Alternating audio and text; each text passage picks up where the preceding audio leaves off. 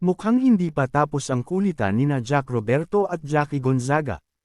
Matapos ang kanilang nakakakilig na palitan ng pick-up line sa It's Showtime, ngayon naman ay nag-trending ang kanilang dance video na game nilang sinabayan. Sa kanyang social media pages, ibinahagi ni Jack ang kanilang dance cover ng Lace Groove, ng Earth, Wind at Fire. Sa video, makikitang energetic at all-out ang dalawa habang ginagaya ang viral dance trend. Ilang takes ka at Jackie Girl. Biro ni Jack sa kanyang Instagram caption. Samantala, sa kanyang TikTok post, nag-comment din siya ng "Let's go!" At Jackie Gonzaga pwede na mag-prod.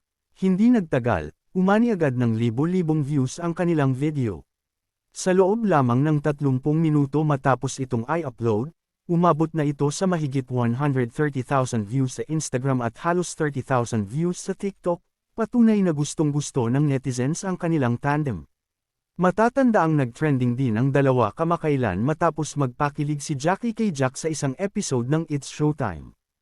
Habang guest judge si Jack sa segment, nagbigay ng matamis na pick-up line si Jackie. "Jack, para kang buwan."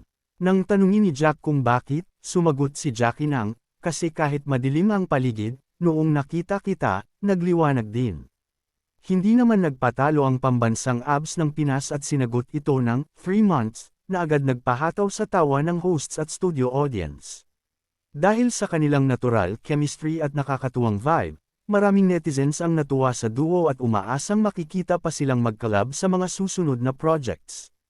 Abangan natin kung anong pasabog ang kanilang ihahanda sa susunod.